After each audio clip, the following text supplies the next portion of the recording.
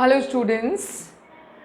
सो last class में हम लोग डिस्कस कर रहे थे बेटा valence shell electron pair repulsion theory, जिसमें हमने बहुत सारे मॉलिक्यूल्स के स्पीसीज़ के स्ट्रक्चर्स पढ़े, ज्योमेट्रीज़ की बात की, लेकिन फिर भी उसके कुछ लिमिटेशंस थे। Whisper could not explain the geometry shapes of every species or molecule, so that was one of the limitation, right? In whisper the repulsion due to lone pairs could not be explained well, बहुत अच्छे से उसका explanation नहीं था, और जो इनकी shapes बनी, जो डायरेक्शनल नेचर था, उसका भी बहुत अच्छा सा जस्टिफिकेशन नहीं था।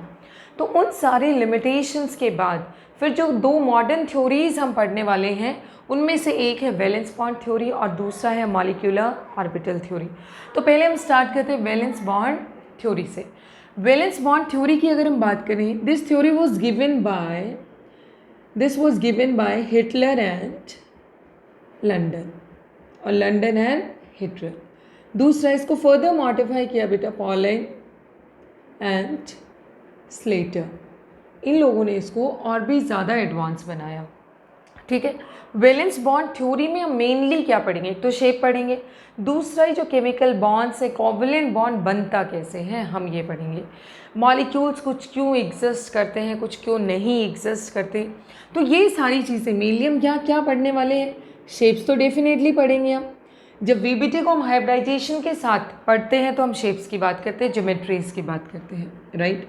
तो जब हम ये वाला टॉपिक पढ़ेंगे तो हम वीबीटी के साथ एक और टर्म इंक्लूड करेंगे, दैट इज़ हाइब्रिडाइजेशन, जो कि मैं वीबीटी के बाद डिस्कस करूँगी बेटा, राइट। इसके अलावा हम क्या डिस्कस करने वाले हैं कि how chemical bonds are formed, how chemical bonds, and particularly अभी हम कौन से बॉन्ड की बात कर रहे हैं? कोवलेंट बॉन्ड, कि कोवलेंट बॉन्ड बनता कैसे है, how chemical bonds are formed, कैसे बनते हैं, राइट। कुछ मॉलिक्यूल्स एग्जिस्ट करते हैं, कुछ नहीं करते, उन सब का आंसर यहाँ पे करेंगे हम। Why some molecules exist like H2 exist but some do not, like He2, H3 etc. ये एग्जिस्ट नहीं करते। इन सब का आंसर भी हम यहाँ से mainly will try to get answer for such questions also from valence bond theory, right बेटा। तो वैलेंस बॉन्ड थ्योरी में मेनली हम पढ़ेंगे कि कैसे बॉन्ड बनता है, क्यों बनता है, ये सारी चीज़ें हम पढ़ेंगे। Why, how as well as why, दोनों का आंसर करेंगे बेटा। कैसे बनता है और क्यों बनता है, दोनों चीज़ों का आंसर करेंगे हम लोग, right. But valence bond theory को एक्सप्लेन करने के दो तरीके थे। एक तो इन्होंने एक्सप्लेनेशन दिया बाय यूजिंग एनर्जी कंसिडरेशंस, कि दो एटम पास आएंगे तो उनमें अट्रैक्शन होगा, रिपल्शन होगा, कैसे उनका एनर्जी लेवल चेंज होगा। So one way is by considering energy, second way is by considering orbital overlapping, की ऑर्बिटल्स की ओवरलैपिंग की जब हम बात करते हैं तो फिर कैसे बॉन्ड बनता है। एनर्जी कंसिडरेशंस में हम देखेंगे कि कैसे बनता है और क्यों बनता है, ये वाली चीज़ हम यहाँ देखेंगे। सो वैलेंस बॉन्ड थ्योरी को एक्सप्लेन करने के there are two ways, one is by energy considerations and second one is by orbital overlapping concept, कि how a chemical bond is formed, how a why a molecule exists can be explained in two ways. One is in terms of their energy and one is in terms of their orbital overlapping. So first let's start with energy considerations. एक चीज़ आप सबको पता है कि कोई भी species अगर ज़्यादा स्टेबल है तो उसकी एनर्जी हमेशा क्या होती है? कम। और ये हर जगह एप्लीकेबल है, अपनी लाइफ में भी, इलेक्ट्रॉन्स के भी, एटम्स के भी, मॉलिक्यूल्स के भी, हर जगह ये चीज़ एप्लीकेबल है। If our energy level is low then we feel more stable. Low means कि नॉर्मल होना चाहिए, राइट। एटम्स, मॉलिक्यूल्स, इलेक्ट्रॉन्स की बात करें, एनर्जी लेवल अगर नॉर्मल है तो हम स्टेबल हैं, एनर्जी अगर हाई है तो ज़्यादा जंप करेगा, मानी अनस्टेबल होगा, राइट। तो एनर्जी कंसीडरेशंस में जो मेन पॉइंट होगा वो यही होगा that stability is inversely proportional to energy. Stability चाहे कोई मॉलिक्यूल हो चाहे कोई पर्सन हो, हमेशा एनर्जी के क्या होती है, इन्वर्सली प्रोपोर्शनल होती है। सो पहले अभी इस वीडियो में हम डिस्कस करते हैं बेटा कि हाउ वीबीटी और how the molecule covalent bond formation or molecules formation can be explained in terms of energy considerations. So पहले हम start करते हैं VBT in terms of energy consideration and then we'll talk about orbital overlapping, right बेटा? तो सबसे पहले हम discuss करते हैं कैसे एनर्जी कंसिडरेशंस की टर्म में हम VBT को एक्सप्लेन करते हैं. So first point is VBT valence bond theory in terms of energy considerations, right बेटा? हम सबको पता है एनर्जी स्टेबिलिटी के डायरेक्टली प्रोपोर्शनल होती है. दूसरा, मैं एक एग्जाम्पल से इसको समझाती हूँ. Let's say this is one hydrogen atom and this is another hydrogen atom. When they come close to each other, they form a molecule which is H2 molecule. Right बेटा? अगर ये मॉलिक्यूल बनता है तो किस तरीके के यहाँ पे फोर्सेस टेक प्लेस करेंगे, मानी what kind of attraction and repulsion can be there. So let's talk about that first. This is one hydrogen atom, right बेटा? In the centre we are having the nucleus. यहाँ पे हमारे पास centre में क्या है, इसका nucleus, and this is the electron. ये इसका क्या है, इलेक्ट्रॉन है. मैं इसको थोड़ा यहाँ रख देती हूँ. This is the electron. This is second hydrogen atom. This is the nucleus and this is another electron, right बेटा? ये हो गए दोनों हाइड्रोजन एटम्स. अगर हम बात करते हैं इनमें, तो यहाँ पे क्या है, इन दोनों के बीच में ऑलरेडी देखो, मैं इस तरीके के फोर्सेस को मैं अट्रैक्शन से रिप्रेजेंट करूँगी, ऐसे they are attracting each other. और इस तरीके के फोर्सेस को हम रिपल्शन से, so this is attraction in which both the arrows are approaching each other and this is repulsion. इस तरीके के फोर्सेस का मतलब है they are repulsive forces, right? अब आप खुद सोचिए, इस इलेक्ट्रॉन के साथ क्या होगा बेटा, रिपल्शन होगा. क्या होगा यहाँ पे, रिपल्शन. तो रिपल्शन का मतलब हुआ कि they go away from each other, they want to go away from each other. तो जहाँ पे रिपल्शन होगा, दो एटम क्लोज आते हैं and they form a molecule which is H2 molecule. तो यानी कि इन दोनों में अट्रैक्शन होना चाहिए. बट इसका इलेक्ट्रॉनिक क्लाउड इसके इलेक्ट्रॉनिक क्लाउड को क्या करेगा, रिपेल करेगा, because of their similar charges. तो रिपेल करेगा तो इनको क्या करना चाहिए, दूर जाना चाहिए. But then also the molecule atoms come close. तो यानी कि अब आप खुद सोचो, ये दो चीज़ें हैं, they want to go away from each other, दूर जाना चाहते हैं, बट हम इनको पास जाते हैं. तो हमें इनको एनर्जी देनी पड़ेगी, एनर्जी रिलीज होगी. फिर से समझना, ये दो हाइड्रोजन एटम्स के इलेक्ट्रॉनिक क्लाउड्स हैं, उन दोनों के बीच में क्या है बेटा, रिपल्शन है. ये मान लो, ठीक है, कि ये इनके इलेक्ट्रॉनिक क्लाउड्स हैं. Let's say this is black and this is also black. इन दोनों के बीच में क्या है बेटा, रिपल्शन है. रिपल्शन होने की वजह से क्या करेंगे, दूर जाना चाहेंगे.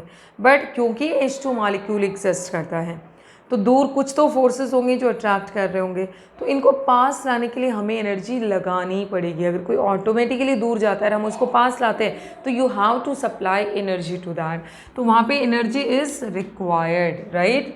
सो this is one repulsive force. दूसरा रिपल्सिव फोर्स क्या होगा बेटा, बिटवीन दीज टू प्रोटॉन्स. इन दोनों प्रोटॉन्स के बीच में, because of their similar charges, they are also having repulsive forces. अब हम बात करते हैं अट्रैक्टिव फोर्सेस की. इसका जो इलेक्ट्रॉन है that gets attracted towards this nucleus, दूसरे के न्यूक्लियस की तरफ. तो इनके बीच में क्या रहा बेटा, अट्रैक्टिव फोर्सेस. ऐसे ही अगर हम बात करें इसके इलेक्ट्रॉन का और इसके न्यूक्लियस का, इनके बीच में भी कैसे फोर्सेस हैं, अट्रैक्टिव फोर्सेस. तो ये हुआ अट्रैक्टिव, और ब्लैक वाले से मैं रिप्रेजेंट कर रही हूँ बेटा repulsive forces, like this. These are repulsive forces, ठीक है? तो अब सोचो, यहाँ पे दो मेन पॉइंट जो है कि इसका electronic cloud of one atom repels the electronic cloud of another atom, and to bring them to close we need to supply some energy. ऐसे ही जो इनके बीच में रिपल्सिव फोर्सेस हैं न्यूक्लियस न्यूक्लियस के बीच में, इसके इलेक्ट्रॉनिक क्लाउड का इसके इलेक्ट्रॉनिक क्लाउड के बीच में, वहाँ पे रिपल्सिव होने की वजह से और उन एटम्स को पास लाने के लिए we have to supply energy. दूसरा, ये जो दो अट्रैक्टिव फोर्सेज हैं between the electronic cloud of this atom and nucleus of this atom, opposite charges attraction, electron of this and nucleus of this, तो यहाँ पे क्या attraction, and if attraction is there molecule automatically comes close to each other, atoms पास आएंगे तो energy क्या होगी, release होगी, राइट। सो यहाँ पे क्या हुआ, two types of forces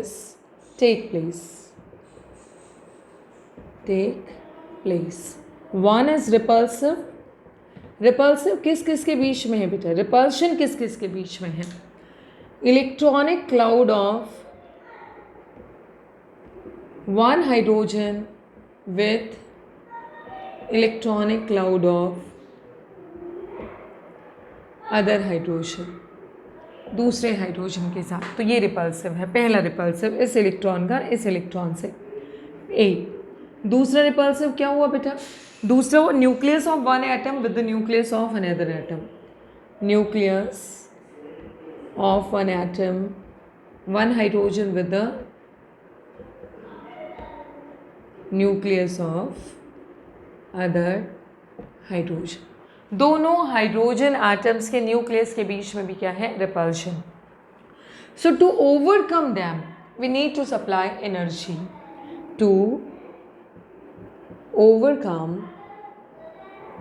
such repulsive forces, energy is supplied or required or needed, right? Second हुआ अट्रैक्टिव फोर्सेस बेटा। अट्रैक्टिव फोर्सेस किस किस के भी, जैसे यहाँ पे रिपल्सिव में आप बोल सकते हैं electronic cloud of one hydrogen with the electronic cloud of, ये एक हाइड्रोजन का है और ये दूसरे हाइड्रोजन का, इलेक्ट्रॉन का है। दूसरा nucleus of one with the nucleus of another, इनके बीच में क्या रिपल्सिव फोर्सेस हैं, ये ए हो गया और ये बी हो गया, ठीक है। अब अट्रैक्टिव फोर्सेस की बात करते हैं, किस किस के बीच में है, electronic cloud of one atom with the nucleus of another atom, so electron of one hydrogen and nucleus of other hydrogen, means इसका इलेक्ट्रॉन, ये हाइड्रोजन है तो इसका न्यूक्लियस, इनके बीच में क्या होगा, अट्रैक्शन होगा। बी, न्यूक्लियस ऑफ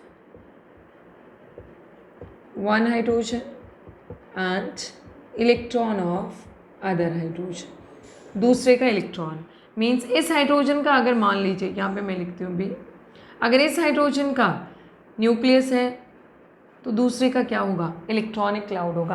तो इन दोनों केसेस में क्या है, अट्रैक्शन, और इन दोनों केसेस में क्या था, रिपल्शन। तो अट्रैक्शन में क्या होगा, एनर्जी इज रिलीज्ड,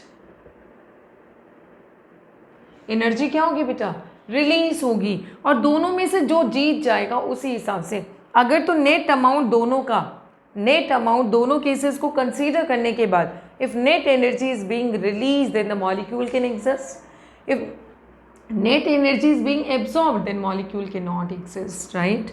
So यहाँ पे क्या हुआ, net energy by considering both the forces, by considering both the forces is released, obviously H2 will be formed. This implies H2 is formed. H2 बन जाएगा, ठीक है। अब इसी का मैं एनर्जी प्रोफाइल डायग्राम आपको बनाती हूँ, कि बताती हूँ कैसे बनेगा, देखना। लेट्स से ये है हमारा एनर्जी, ठीक है बेटा, and this is the distance between two atoms, two approaching atom, जो एटम एक साथ आ रहे हैं उनके बीच का डिस्टेंस है। ये आपका ज़ीरो एनर्जी है, इस पॉइंट पे एनर्जी क्या है बेटा, ज़ीरो, यहाँ पे ज़ीरो है तो ये सारा negative and this is positive. मान लीजिए ये इनफाइनाइट डिस्टेंस पे है, एक्स डिस्टेंस है उनके बीच का, suppose they are present at infinite distance, right, उनका अपना एनर्जी है, यहाँ पे होगा उस टाइम पे ये इनफाइनाइट डिस्टेंस पे है और उनका एनर्जी लेट्स से इतना है, ठीक है। अब once they start coming close to each other, दोनों एक दूसरे के पास आएंगे तो धीरे धीरे इनकी एनर्जी क्या होगी बेटा, decrease and then it start increasing, इस तरीके से बन जाएगा। तो ये जो मिनिमम एनर्जी का पॉइंट है, मिनिमम एनर्जी का मतलब मोस्ट स्टेबल, तो यहाँ पे क्या हुआ, ये जैसे थोड़ा पास आए, ये और पास आए, और यहाँ पे क्या हो गया बेटा, now they exist as a molecule, एक मॉलिक्यूल की तरह एग्जिस्ट करेंगे, कुछ कॉमन एरिया हो जाएगा। तो ये जो डिस्टेंस है ये वाला, दिस से दोनों न्यूक्लियस के बीच का, this is called D, D यहाँ पे इसका क्या है, बॉन्ड लेंथ है, bond length of H2 and this comes out to be 74 picometer. H2 के केस में ये क्या है, 74 पिकोमीटर। देखो जब इनफाइनाइट डिस्टेंस है तो उनकी अपनी कुछ एनर्जी थी, once they start coming close to each other, क्योंकि वहाँ पे अट्रैक्टिव फोर्सेस डोमिनेट करते हैं तो उनकी एनर्जी क्या होती जाएगी, कम होती जाएगी। एक पॉइंट ऐसा आएगा जहाँ पे एनर्जी क्या होगी, मिनिमम होगी, और मिनिमम होने का मतलब क्या है, वो पॉइंट है जहाँ पे वो मॉलिक्यूल एग्जिस्ट करेगा। ये हुआ बेटा सिचुएशन, देखना उसी डायग्राम में ये दो दूर दूर रखे हैं, जब ये क्लोज आना शुरू करेंगे और क्लोज आए बेटा, और जब दे मॉलिक्यूल बनाएंगे then it will be like this. तो जितना ये पास आते जा रहे हैं एनर्जी डिक्रीजेस, क्योंकि स्टेबल होता जा रहा है, और अगर हम कहीं इससे भी ज़्यादा क्लोज आएगा तो फिर एटम पेनिट्रेट करना शुरू करेगा दूसरे एटम में, और वहाँ पे इनकी स्टेबिलिटी क्या होगी, डिक्रीज होना शुरू हो जाएगी। तो इस पॉइंट के बाद द स्टेबिलिटी स्टार्ट डिक्रीजेस, इनकी स्टेबिलिटी क्या होगी, डिक्रीजेस। सो एनर्जी बढ़ती जा रही है, एनर्जी क्या होती जाएगी, बढ़ती जाएगी, क्योंकि इसके बाद सिचुएशन क्या आएगी, इसके बाद सिचुएशन ये आएगी जो कि इसके न्यूक्लियस में ये इलेक्ट्रॉन घुस जाए, दैट इज़ नॉट पॉसिबल। तो वो नहीं होने की वजह से यहाँ तक energy, this the minimum energy, this is molecule, यहाँ पे H2 बन चुका है, H2 का मतलब ये मॉलिक्यूलर फॉर्म में आ चुका है, और यहाँ पे दोनों न्यूक्लियाई के बीच का जो डिस्टेंस होगा वो बोला जाएगा इसका बॉन्ड डिसोसिएशन एंथैल्पी। और यहाँ से जितनी मिनिमम एनर्जी इसकी होगी, जितनी होगी वही, जितनी रिलीज होने मानी जितनी इसकी मिनिमम एनर्जी होगी इस पॉइंट पे, वही उसकी बॉन्ड डिसोसिएशन एंथैल्पी बोली जाएगी। और H2 के केस में बॉन्ड डिसोसिएशन एंथैल्पी क्या है बेटा, बॉन्ड डिसोसिएशन एंथैल्पी H2 के केस में आपका लगभग 436 किलोजूल पर मोल, 435.8 समथिंग आता है, सो 436 किलोजूल पर मोल अप्रॉक्सीमेटली इतना पड़ता है, और बॉन्ड लेंथ कितना आता है, 74 picometer. So this way H2 molecule exist. कई बार आपसे पूछा जाता है कि how can you explain the existence of H2 molecule in terms of VBT, you can easily go for it. अब हम बात करेंगे, ये तो हमने डिस्कस कर लिया H2 एग्जिस्ट करता है। Now let's talk about this thing why He2 does not exist. कोई आपसे H2 एग्जिस्ट करता है पूछता है तो आप ऐसे बता देंगे। नेक्स्ट आपका पॉइंट आता है why He2 does not exist, that is also in terms of energy considerations, वो भी एनर्जी कंसिडरेशंस के टर्म में हम एक्सप्लेन करेंगे। So second point is why, question है ये आपका, why He2 doesn't exist। इसको हम ऑर्बिटल ओवरलैपिंग में भी समझेंगे और यहाँ भी, दोनों तरीके से आप आंसर कर सकते हैं, कैसे भी, कि He2 does not exist, क्यों नहीं एग्जिस्ट करता। दिस इज वन He2 बेटा, न्यूक्लियस है, ये इसका एक इलेक्ट्रॉन है, and let's say this is it's another electron. ये दूसरा आपका He2 मॉलिक्यूल है, this is one He and this is second He, helium मानी एटम्स है दोनों। तो अगर हम बात करें हीलियम एटम की तो देखिए ये इसका इलेक्ट्रॉन है और ये इसका दूसरा इलेक्ट्रॉन है। एज यूजुअल हम रिपल्सिव और अट्रैक्टिव फोर्सेस की बात करते हैं, लेट्स सी।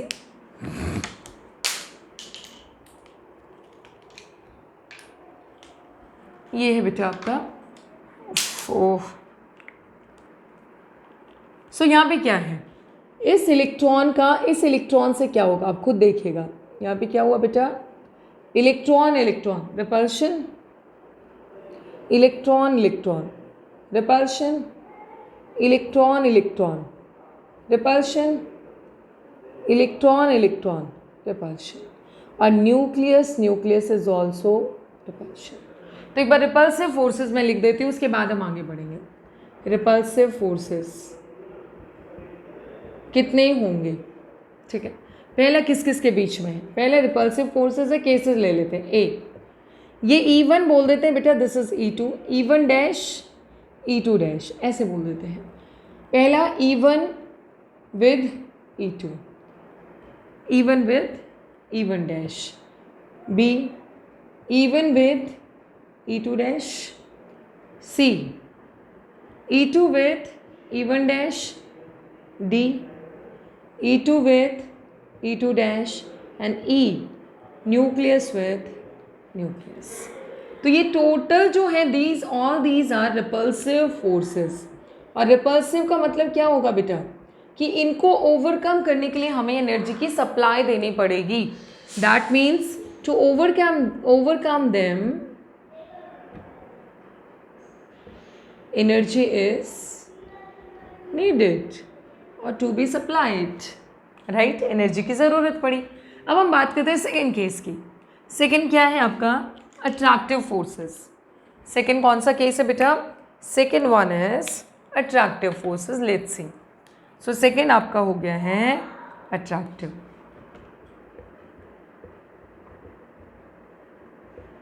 अट्रैक्टिव फोर्सेस देखते किस किस के बीच में है। E1 का अट्रैक्शन इसके न्यूक्लियस से अट्रैक्टिव, ठीक है। E2 का इसके न्यूक्लियस से अट्रैक्टिव, पहला दो अट्रैक्शन हुए।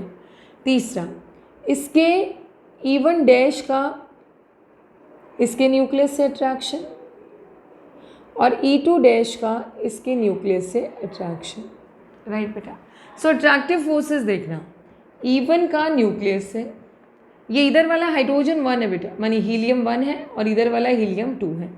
ये हीलियम डैश, तो ये हीलियम डैश है, सेम हीलियम और helium dash.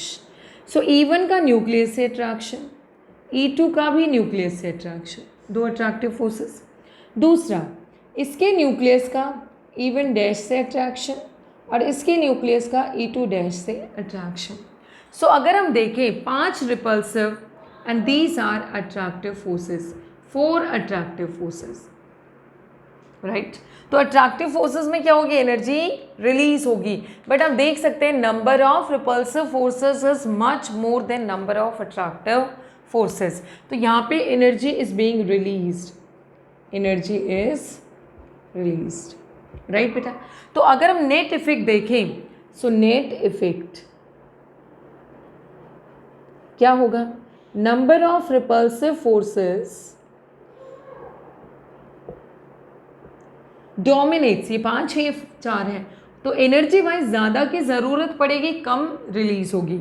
So number of repulsive forces dominates over number of attractive forces, right, उस पर डोमिनेट करेगा। और अगर डोमिनेट करेगा, so that indicates He2 does not exist, right. और होता कैसे है, this is one helium, this is another helium. जैसे जैसे ये पास आते हैं बेटा, उनमें रिपल्सिव फोर्सेस ज़्यादा हैं। So obviously as they come close their energy increases. So obviously stability क्या होगी, डिक्रीजेस। और इसका जो एनर्जी प्रोफाइल डायग्राम आएगा वो क्या आएगा, this is energy and this is the distance between to helium, right, and this keep on increasing. ये शुरू में जितनी भी थी, ये मान लो दूर दूर हैं, तो दूर दूर पे अगर इतनी थी तो ये इसके बाद ये कॉन्स्टेंटली क्या होगी, इंक्रीज होती जाएगी। तो ऐसा मिनिमम एनर्जी पॉइंट नहीं आया। अगर कहीं पे ऐसा मिनिमम एनर्जी पॉइंट आता है तो that is the point where that molecule exist. यहाँ पे ऐसा कुछ भी नहीं है, ये वो पॉइंट है when they are present at infinite distance. जैसे ये क्लोज आने लगे, you can see that energy start increasing. Energy क्या होती चलेगी, बढ़ती चलेगी। एनर्जी अगर बढ़ती चली गई, ये वाई एक्सेस एनर्जी है, तो स्टेबिलिटी क्या हुई, stability kept on decreasing. So means He2 does not exist, but H2 exists. तो ये दोनों energy profile diagrams which are important, आपको यहाँ पे पता होना चाहिए। ये डिस्टेंस जो है ना, ये x यहाँ पे, this is how much, this is 74 picometer. तो ये वो डिस्टेंस है जिस पे वो मॉलिक्यूल एग्जिस्ट करता है, और ये जो डिस्टेंस है this is called its bond length. क्या बोला जाएगा इसको? Bond length. और यहाँ पे जो इसकी एनर्जी है that is it's bond dissociation enthalpy. अगर हमें H2 मॉलिक्यूल को तोड़ना है, इसका मतलब क्या हुआ, अगर H कंबाइन करके H2 बनाते हैं तो नेट एनर्जी डेल्टा H जो रिलीज होता है that is approximately -436 kilo joule per mole. तो अगर हमें H2 को तोड़ना है so we have to supply 436 kilo joule per mole energy to break the H2 molecule, right. That's all about VBT based on the energy considerations की कैसे हम explain कर सकते हैं एक मॉलिक्यूल एग्जिस्ट करता है, एक नहीं करता है। अब हम इसमें नेक्स्ट कॉन्सेप्ट पढ़ेंगे बाय यूजिंग ऑर्बिटल ओवरलैपिंग की कैसे मॉलिक्यूल बनता है, कैसे केमिकल कोवेलेंट बॉन्ड बनता है। That is very very interesting. ये भी अपने आप में बहुत इंटरेस्टिंग कॉन्सेप्ट है। ये दोनों एनर्जी डायग्राम्स, तो जो मॉलिक्यूल नहीं बनते उनके ऐसे जाएंगे और जो बनते हैं उनके इस तरीके से एनर्जी प्रोफाइल डायग्राम्स। जैसे HF की बारी आई बेटा, सो H और F जैसे जैसे क्लोज आएंगे, हमें पता है HF एग्जिस्ट करता है। If one is hydrogen one is fluorine, when they come close to each other their energy keep on decreasing. उनका एनर्जी डिक्रीज होता रहेगा और डिक्रीज होते होते एक पॉइंट पे जाके वो मिनिमम होगा and that would be their bond length. और उसके बाद उससे ज़्यादा तो वो क्लोज नहीं आ सकते, फिर तो एटम ही टूट जाएगा, फिर एनर्जी उनका क्या चला जाएगा, बढ़ता चला जाएगा। This is all about VBT in terms of energy considerations.